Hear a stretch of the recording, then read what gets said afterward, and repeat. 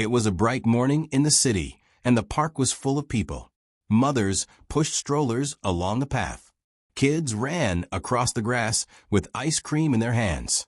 Old men played chess under the trees, and dogs chased after sticks. Laughter filled the air, and the sun shined down gently. Everything looked perfect from the outside. But not far from the swings, a little girl stood very still. Her name was Emma, and she was only 7 years old. She wore pink shoes and a white dress with flowers on it. Her dark hair was tied in a ponytail, but some strands had fallen in front of her face. Her hands were tight at her sides, and her eyes were wide. She was not smiling. She was not playing. She was not okay. People walked past her without looking twice. Nobody noticed the way her fingers trembled or how her chest rose and fell too fast. Nobody saw the way her lips moved like she wanted to speak but couldn't. Inside her small body something loud was happening. Emma's heart was beating hard like a drum. Her legs felt weak and her throat felt tight. Her eyes started to fill with tears, but she didn't cry out. She just stood there near the edge of the playground as everything moved around her. Her panic had started a few minutes earlier when a group of kids ran past her and screamed loudly. One of them accidentally bumped into her, and she stumbled backward. It was a small thing, but for Emma it was enough to break something inside. Her breath got short. Her chest hurt. Her head felt dizzy. The world didn't feel safe anymore. It felt like it was spinning too fast, and she couldn't catch up. She wanted her mom, but her mom was not there. Her mom had stepped away to take a business call under a tree near the parking lot. Emma didn't want to scream and make people stare. She didn't want to run and fall down. So she stayed very still and tried to breathe, but breathing felt hard. She was in the middle of a panic attack, but she didn't know the word for it. She just knew something was wrong, and she wanted it to stop. Across the park, a man sat on a bench with a small boy next to him. The man wore a gray hoodie and jeans and had soft eyes. He looked like someone who had seen many hard days, but still smiled anyway. The little boy beside him was his son. They had come to the park with nothing but a bubble wand and a bottle of soap. The man watched his son blow a big bubble that floated into the air and popped gently in the sun. Then he saw Emma. He noticed her frozen body and her shaking hands. He saw the fear in her eyes. He didn't know her name, but he knew that look. He had seen that same look on his own son's face many times before. He stood up slowly and took the bubble bottle with him. He didn't rush. He didn't speak. He just walked across the grass toward the little girl. Emma didn't see him at first. She was too trapped inside her panic to notice anything else. The man stopped a few feet away and crouched down. He opened the bottle and dipped the wand into the soap. Then he gently raised it and blew. One bubble floated out and danced in the air. It was small and clear and full of light. It moved slowly past Emma's face. She blinked and turned her eyes toward it. Another bubble followed, and then another. The man kept blowing.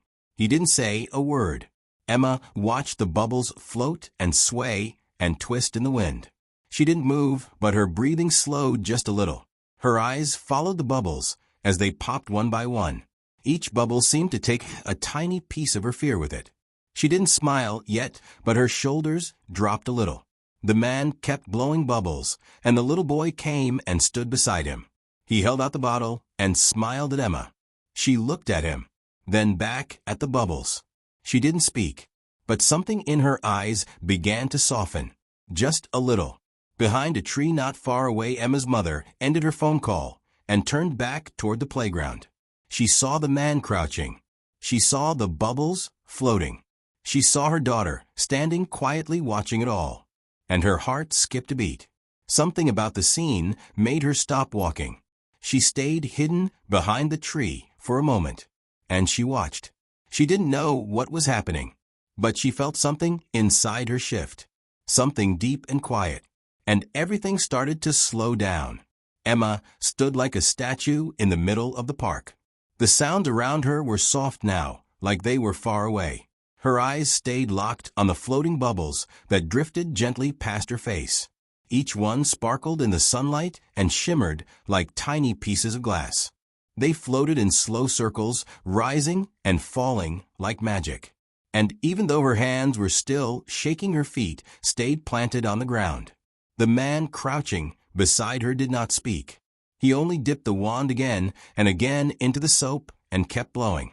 The little boy at his side waited quietly, holding the bottle with both hands like it was treasure. He looked up at his father, then looked at Emma. He smiled a little, but did not say anything either. He seemed to understand that this moment needed quiet. Emma blinked slowly. Her heart was still beating fast, but the sharp edge of panic was starting to fade. There was no loud voice telling her to calm down. There were no eyes staring at her with confusion or judgment. Just a man, a boy, and Bubbles. The man watched her face carefully but kindly. He didn't move closer. He didn't ask her name. He just kept sending bubbles into the air. One of them landed gently on Emma's arm and sat there for a moment before it popped without a sound. Her eyes widened just a bit. She looked at the man, and for the first time her mouth opened like she might speak. But nothing came out yet. And that was okay, because something had changed. Behind a tall tree at the edge of the path, Emma's mother, Rachel, stood in silence. She clutched her phone in one hand and her purse in the other. She had just finished a business call with people waiting on her approval for a big contract. But now none of that felt important. She couldn't take her eyes off her daughter. Rachel was a CEO. She was powerful in meetings and strong in interviews. People listened when she talked and followed her lead. But now she felt small and unsure. She had seen her daughter cry before. She had seen her tired or sad. But this was different. She had never seen her like this. Frozen, scared, lost. And she had never seen anyone reach her so quickly and so gently. Not a teacher, not a doctor, not even Rachel herself. She watched the man in the hoodie as he leaned back and let his son take a turn with the bubble wand. The boy dipped it carefully and tried to blow. A small stream of bubbles floated out, and he laughed softly. He turned toward Emma and offered the wand to her with both hands. Emma hesitated. She looked at the wand, then at the boy, then at the man. He gave a little nod and smiled. No pressure, no words, just a smile that said you can if you want. Emma slowly reached out and took the wand. Her fingers wrapped around it tightly, like she was afraid it might vanish. The boy handed her the bottle. She dipped the wand into the soap, just like she had seen. Then she lifted it to her mouth. She blew once. A bubble came out. Then another. She blinked again. Her lips curled just a little at the corners. It wasn't a big smile, but it was real. Rachel felt something inside her chest shift like a door opening. She had spent years teaching herself how to hide fear, how to bury emotion beneath work and success and schedules. But now here was her child, learning to breathe again, because of a bubble, because of a stranger, because of a moment. Rachel stepped forward without thinking. She didn't want to scare Emma or stop what was happening. She just wanted to be close, to see her daughter's face, to let her know she was there. The man noticed her approach and stood slowly.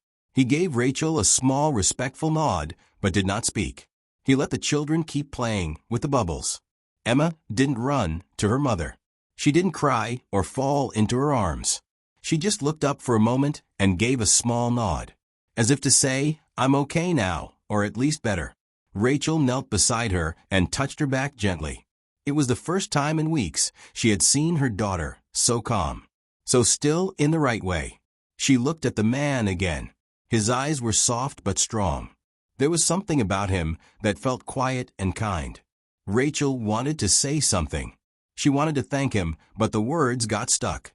So she just whispered one word, "Thanks." The man gave another quiet nod and smiled. Then he turned to his son and said, "It's time to go, buddy." The boy waved at Emma, and she waved back slowly.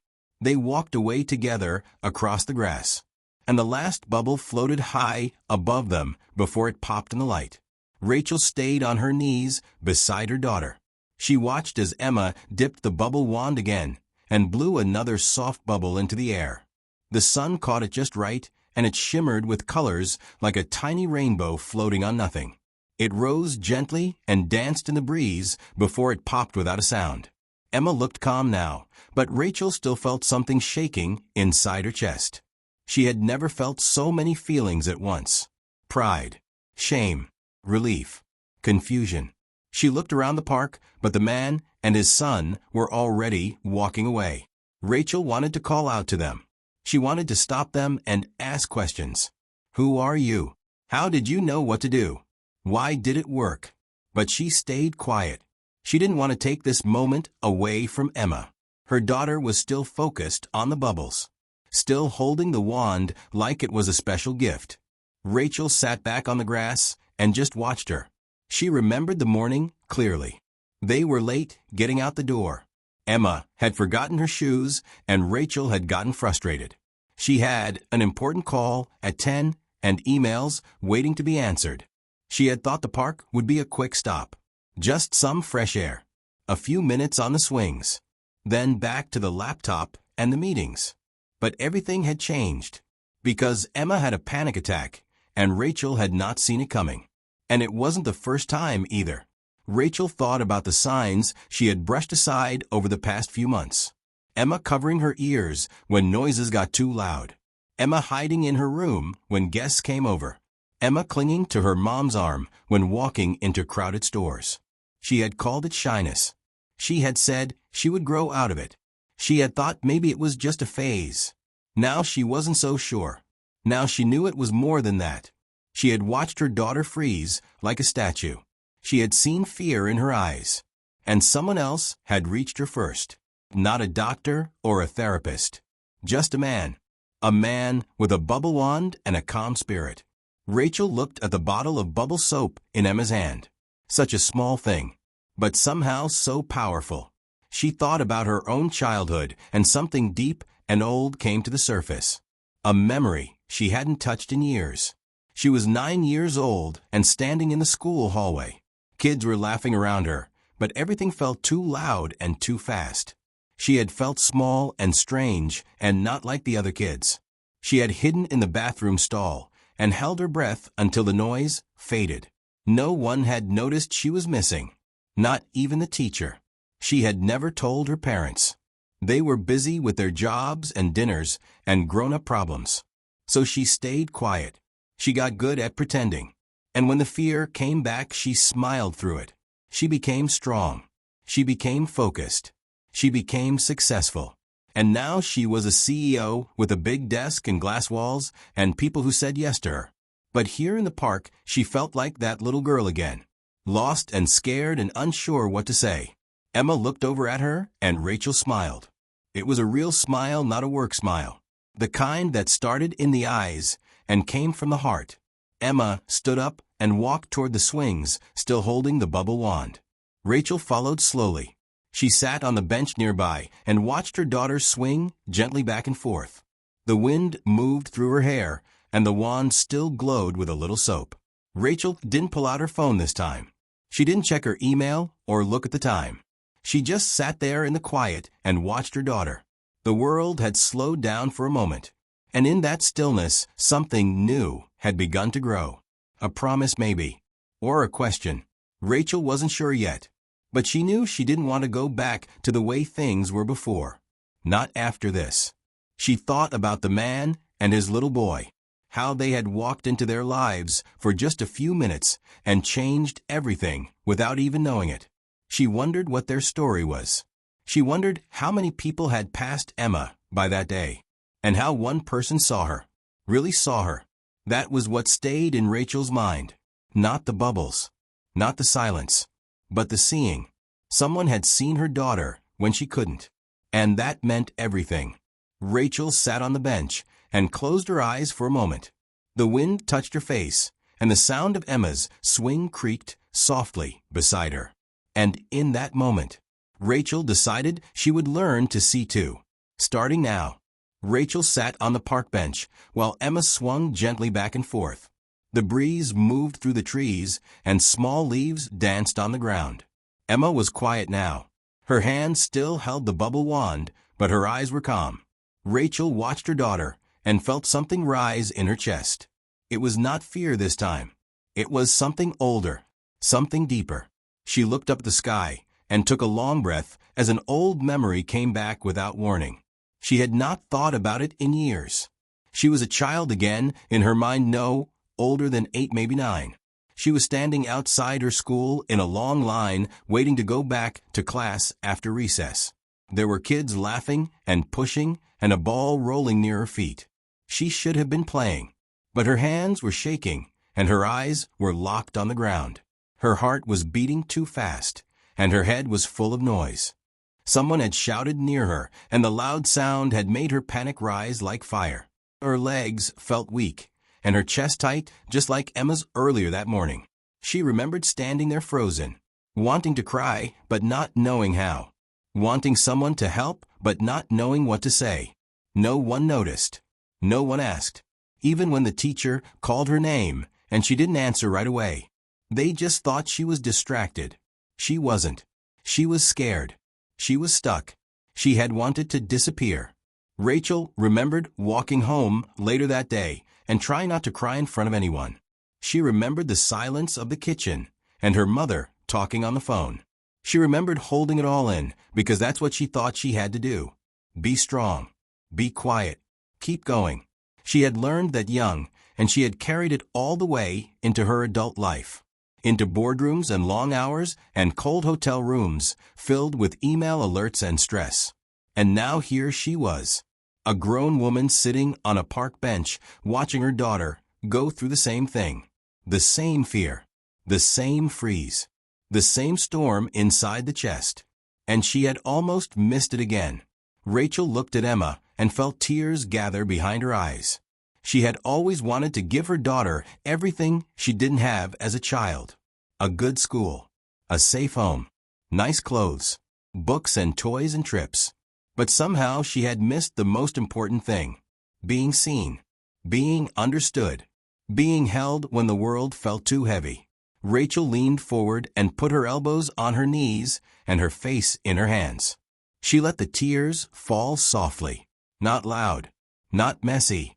Just gentle tears that rolled down like raindrops. The swing slowed as Emma stopped and stepped off. She walked over to her mother and stood beside the bench holding the bubble wand in her right hand. Rachel looked up and tried to smile through the tears. Emma didn't speak. She just reached out and put her small hand on her mother's arm. It was a quiet touch, but it meant everything. Rachel reached up and held her hand. They stayed like that for a few minutes, with no words, just stillness, the kind that says, I'm here and I love you, without needing to speak. Rachel thought about the man again, the stranger with the bubble wand. She wondered if he had also been through something like this before. He had known what to do so calmly, so gently, like it was natural. She wished she could thank him properly, not just with words, but with change, with action. With a new way of showing up for her daughter. She thought about buying bubbles for home, about turning off her phone more often, about sitting on the floor instead of at her desk when Emma wanted to talk. She didn't know how to do everything right, but she knew she wanted to try. She wanted to break the old pattern, the one that told her to hide emotions, to rush past feelings, to bury fear under work and to-do lists. She looked at Emma again and saw a spark of light in her eyes. It was small, but it was there. A sign that the storm had passed for now. A sign that maybe healing had already begun. Rachel stood slowly and held her daughter's hand as they walked toward the park gate. The morning had started with panic and fear. But now it felt like something new was starting. Something softer. Something true. And deep inside her, Rachel promised herself she would never miss a moment like that again. Not if she could help it. She would learn to see, just like that man had seen her child when she could not. The sky had turned a little brighter, and the clouds moved slowly above the park. Rachel and Emma walked hand in hand down a quiet path with flowers on both sides. They didn't speak much, but their hands stayed together, and that was enough. Rachel looked down at her daughter, who still held the bubble wand like it was something precious. Emma looked peaceful now, but Rachel could still feel the weight of what had happened earlier. She kept thinking about the man who had helped. The way he moved with care. The way he used no words but said so much. She remembered the way his little boy stood beside him, quiet and kind and ready to help without being asked. It wasn't loud or dramatic. It was simple. It was soft. But it was powerful. Rachel had spent her whole life in a world that moved fast. A world full of voices and deadlines and pressure. She had learned how to win in that world. How to lead. How to survive. But she had never learned how to slow down like that man did. How to notice a child's shaking hands. How to offer peace without asking for anything in return. That man had given her daughter something Rachel could not in that moment. He gave calm. He gave presence. He gave kindness. And he did it all with a bubble wand and open eyes. Rachel stopped walking and turned to Emma. She knelt down and looked into her daughter's eyes and said gently, "Would you like to wait here a moment?" Emma nodded and sat on a nearby bench. Rachel stood and looked around the park. She hoped he was still there. She scanned the paths, the benches, the grass. Then she saw them near the far side of the park under a tree. The man and his son were packing up their small bag and getting ready to leave. Rachel walked quickly, but not too fast. She didn't want to startle them. When she reached them, the man looked up and smiled politely. "Hi," he said softly. Rachel nodded and returned the smile. "I wanted to thank you again," she said, "for helping my daughter." The man looked down and shrugged in a humble way. "I just did what I could," he replied. Rachel looked at the boy and smiled. "What's your name?" she asked. The man answered for him. "This is Leo, and I'm Daniel." Rachel introduced herself and told them her daughter's name was Emma. Daniel nodded, like he already knew somehow. Rachel hesitated, then spoke again. "How did you know what to do?" she asked quietly. Daniel looked at the ground for a second, then back at her. "My son used to have panic attacks, often," he said. "I didn't know what was happening at first. It took time and learning and patience. But I found little things that helped. Like bubbles. They're soft, they're light, and they move slow. They bring the mind back to the moment. They help the body calm down without saying a word." Rachel listened closely. She felt like she was hearing a new language, but one she needed to understand. Daniel continued. "I've been through some hard years," he said. "Being a single parent means learning fast and listening close. Leo taught me more than any book ever did." Rachel looked at Leo, who was now quietly drawing circles in the dirt with a stick. He seemed so content, so grounded. Rachel felt her heart swell with gratitude. "You helped my daughter more than you know," she said. "I was standing there watching, but I didn't know how to reach her." Daniel nodded slowly and smiled again. Sometimes kids don't need fixing. They just need someone to sit with them in their storm. That was what I tried to do. Rachel blinked back tears and looked at him with deep respect. "You have a gift," she said. Daniel shook his head. "No, just some practice and a lot of mistakes." Rachel thought about those words. She realized how much she still had to learn, not just as a mother, but as a person. Daniel reached into his bag and pulled out a small new bottle of bubble soap. "Here," he said. "Give this to Emma. Tell her to use it any time she needs to breathe." Rachel took it gently and held it close. "Thank you," she whispered. Daniel nodded and took Leo's hand. They turned to go. As they walked away, Rachel stood there for a moment, holding the little bottle in her hand. It was so light, but it felt like the most important thing she had ever carried. She turned back toward the bench where Emma sat waiting. And as she walked, she knew this was not the end of the story. This was the middle, the beginning of something better, the beginning of choosing kindness over control, presence over perfection, connection over power, all from a single moment of quiet, a bubble in the air, and a stranger who chose to care. Rachel walked back to the bench where Emma sat waiting. She held the small bottle of bubble soap in her hand, and her heart felt full in a way she hadn't felt in years. Emma looked up as her mother approached and gave a small smile. Rachel sat beside her and placed the bottle gently in Emma's lap. "This is for you," she said softly, "from the man and his son." Emma looked at it quietly, then picked it up and turned it in her hands. She didn't say anything, but her eyes were bright and calm. Rachel watched her and felt a peaceful silence grow between them. Not the kind of silence that comes from awkwardness or distance, but the kind that says everything without needing to speak. Birds flew overhead, and the sound of children playing floated through the warm air. The world around them kept moving, but for Rachel and Emma time had slowed down. Rachel leaned back on the bench and looked at the sky. She thought about the days before this one. The stress, the rushing, the way she had measured success in hours worked and deals closed. But now she saw how much she had missed. How many small moments had slipped away because she thought they were not important. Now she knew the truth. The little things were never little. They were the whole story. Emma turned toward her and asked in a quiet voice, "Can we blow more bubbles at home?" Rachel smiled and nodded.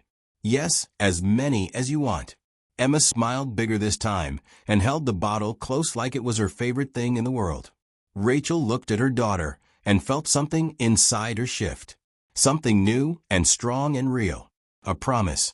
Not made with words but with action. To be present. To listen. To slow down. Even when the world told her to keep running.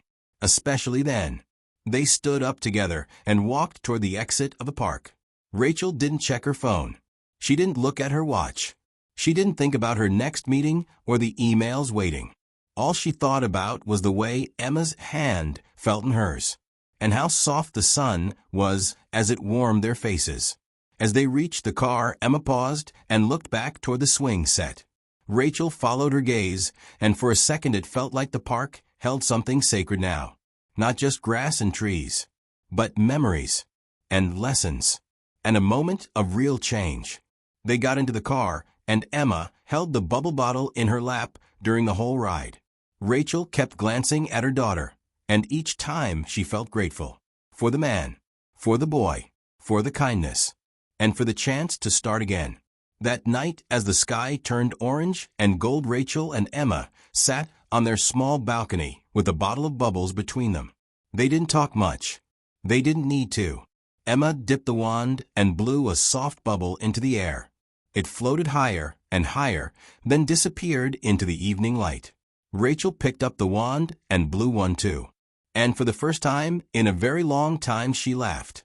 Not the polite laugh she used in meetings. Not the quick laugh she gave to hide pain.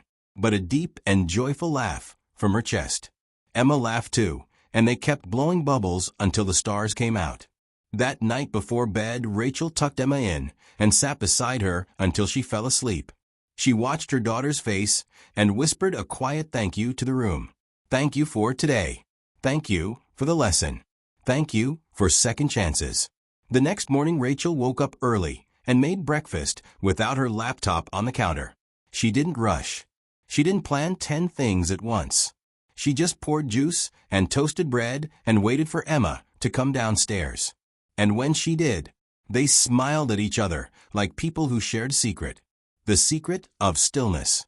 The secret of kindness. The secret of bubbles and quiet and seeing what really matters. Rachel knew she would still have busy days and hard days. But she also knew she had changed. Because now she saw what she had missed before. She saw her daughter, not as a task or a responsibility, but as a whole person with feelings and fears and needs. Just like she had once been, and maybe still was. And every now and then when things felt too heavy or fast or loud, Rachel would take out the little bottle and blow a bubble into the air. And remember that healing doesn't always come with big words or big answers. Sometimes it comes in silence, in presence, in a stranger's smile, and in one soft bubble floating free in the morning light.